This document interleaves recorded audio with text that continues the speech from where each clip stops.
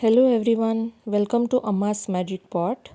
ಇವತ್ತು ಹುಳಿ ಕಾಳು ಸಾರು ಹೇಗೆ ಮಾಡೋದು ನೋಡ್ಕೊಳ್ಳೋಣ.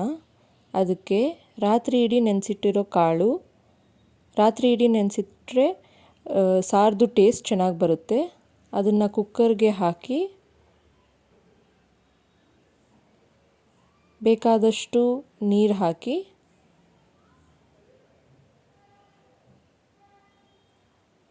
ಕುಕ್ಕರ್ 2 ವಿಸಿಲ್ ಬರೋವರೆಗೂ, ಕಾಳು ಚೆನ್ನಾಗಿ ಬೇಯೋವರೆಗೂ ಕುಕ್ಕರ್ ಮುಚ್ಚಿಡೋಣ. 1 ಈರುಳ್ಳಿನ ಈ ಥರ ಕಟ್ ಮಾಡಿಕೊಂಡು ಎಣ್ಣೆಯಲ್ಲಿ ಚೆನ್ನಾಗಿ ಫ್ರೈ ಮಾಡ್ಕೋಬೇಕು. ಕಾಳು ಸಾರಿಗೆ ಬೇಕಾದ ಮಸಾಲಾಗೆ ಒಣಗಿದ ಕೊಬ್ಬರಿ ಇಲ್ಲಾಂದರೆ ಹಸಿ ತೆಂಗಿನಕಾಯಿ ತೊಗೊಂಡು ಚೆನ್ನಾಗಿ ಪುಡಿ ಮಾಡ್ಕೋಬೇಕು.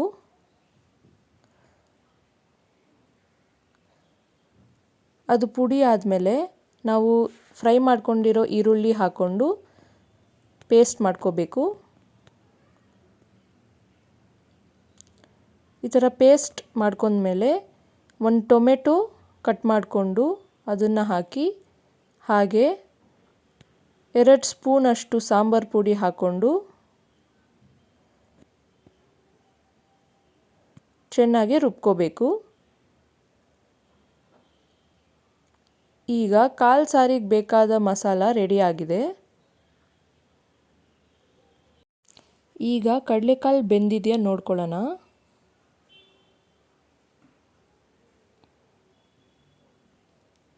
ಕಡಲೆಕಾಳು ಬೆಂದಿದ್ದರೆ ಅದಕ್ಕೆ ಬೇಕಾಗಿರುವಂಥ ತರಕಾರಿ ಹಾಕೋಬೇಕು. ನಾವು ಹಾಕೋತಾ ಇರೋ ತರಕಾರಿ ಬದನೆಕಾಯಿ, ಕ್ಯಾರೆಟ್, ಆಲೂಗಡ್ಡೆ ಹಾಗೂ ಗಡ್ಡೆಕೋಸು. ಇದನ್ನೆಲ್ಲ ಕುಕ್ಕರ್ಗೆ ಹಾಕ್ಕೊಂಡು ಅದು ಬೇಯೋವರೆಗೂ ಚೆನ್ನಾಗಿ ಕುದಿಸಬೇಕು.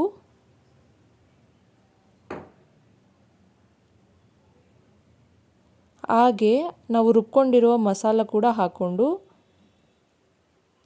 ಮಿಕ್ಸ್ ಮಾಡಿಕೊಂಡು ರುಚಿಗೆ ತಕ್ಕಷ್ಟು ಉಪ್ಪು ಹಾಕಿ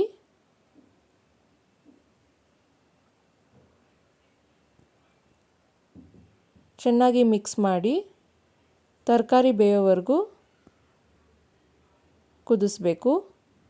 ತರಕಾರಿ ಬೆಂದಾದಮೇಲೆ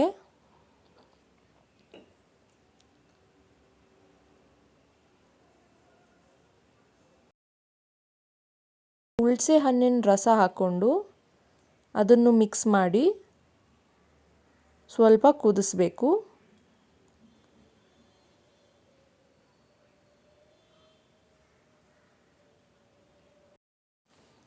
ಈಗ ಕಡಲೆಕಾಳು ಸಾರು ರೆಡಿ ಆಗಿದೆ. ಇದಕ್ಕೆ ಒಗ್ಗರಣೆ ಹಾಕಬೇಕು. ಒಗ್ಗರಣೆಗೆ ಎಣ್ಣೆ ಅಥವಾ ತುಪ್ಪ ಹಾಕೋಬೋದು. ನಾವಿಲ್ಲಿ 3 ಸ್ಪೂನ್ ತುಪ್ಪ ಹಾಕೋತಾ ಇದ್ದೀವಿ.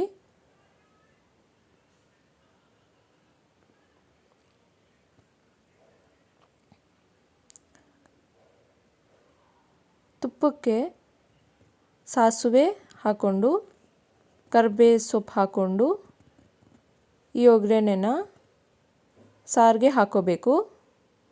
ಹಾಕ್ಕೊಂಡು ಚೆನ್ನಾಗಿ ಮಿಕ್ಸ್ ಮಾಡಿದ್ರೆ ಹುಳಿಕಾಳು ಸಾರು ರೆಡಿ ಆಗುತ್ತೆ.